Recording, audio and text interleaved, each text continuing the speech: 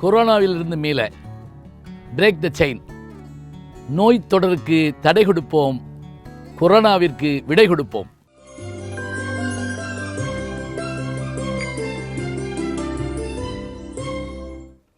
வணக்கம்.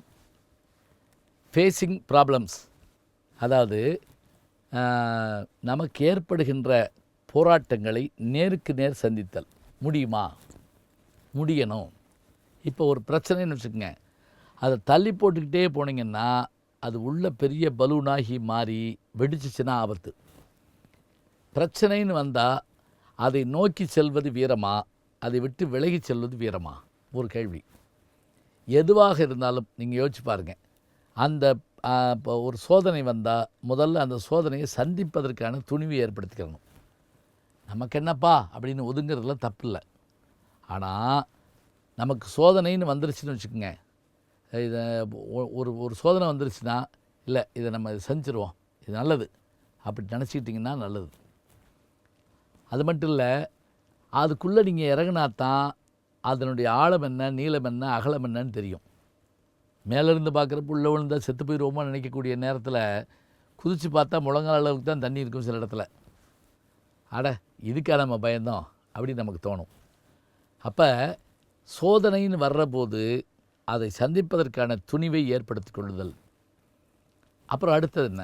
எண்ணி துணிக கருமம், துணிந்தபின் எண்ணுவோம் என்பது இழுக்கு. அடுத்ததாக என்ன செய்யணும்? அதில் வெற்றி கிடைக்குமா என்பதை ஆராய்ந்து பார்த்து கொண்டு அதற்கு பிறகு அதில் இறங்க வேண்டும். சரி, நான் வந்திருக்கவே விடாதுங்க அப்படின்னு நம்ம சொல்லவே கூடாது. வந்துட்டேன், ஜெயிப்பேன், என்னால் முடியாட்டி யாரால் முடியும்? இதுதான் முக்கியம். உன்னால் முடியாவிட்டால் இந்த உலகத்தாரால் முடியாது என்கின்ற வார்த்தையை நினைவில் வைத்துக் கொள்ள வேண்டும். இன்னும் உங்களுக்கு எளிமையாக சொல்லித்தர்றேன். சோதனை அப்படின்னு தமிழில் எழுதி காட்டுங்க. சோதனை, 2 கொம்பு போடுறோம், ஒரு சாணா போடுறோம், ஒரு துணையெழுத்து போடுறோம், ஒரு தானா போடுறோம், ஒரு நை போடுறோம். இது சோதனை. சரி, இப்போ அந்த முதல்ல இருக்கக்கூடிய ரெட்டை கொம்பு இருக்குல்ல, அதை அப்படியே எடுத்து படக்குன்னு ஓடிங்க. என்னாச்சு? சாதனை ஆச்சு. சோதனை வரும், 2 கொம்பை வச்சு முட்டுற மாதிரி வரும். நம்ம உடனே விலகி ஓடி பயந்து கதறி ஆளை கூப்பிட்டு அதெல்லாம் செய்கிறதுக்கு பதிலாக நின்று அப்படி பிடிச்சோம்னு வச்சுக்கோங்க, அந்த கொம்பை ஒடிச்சிட்டோம்னா சோதனை சாதனையாக மாறிவிடும். விவேகானந்தர் காசியில் போயிட்டுருக்கார், நிறைய குரங்குகள் அவரை விரட்டுது. உடனே அவர் பயந்து ஓடுறார்.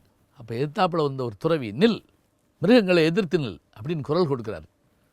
உடனே சட்டுன்னு என்ன பண்ணாராம் விவேகானந்தர், அப்படி திரும்பினாராம். இவர் திரும்புறதை பார்த்த உடனே அத்தனை குரங்குகள் அப்படியே ஒரு நிமிஷம் நின்றுட்டு அப்படியே ரிவர்ஸில் போயிடுச்சான். இப்போ இவர் ஓடி இருந்தார்னா அது பூரா கடிச்சிருந்துருக்கலாம். திரும்பினார்ல, திரும்பின உடனேயே ஒரு ரியாக்ஷன் இருக்கும். எப்போவும் நினைவில் வச்சுக்கோங்க, நாம் எதிர்த்து நிற்போம் என்று தெரிந்தால் நம்முடைய எதிரி நமக்கு பணிவான். எவ்வளவு அடித்தாலும் தாங்குறான்டா, இவன் நல்லவேன்னு சொல்கிறாங்க, இதெல்லாம் சிரிப்பதற்காக பயன்படுத்தலாம், நகைச்சுவைக்காக பயன்படுத்தலாம்.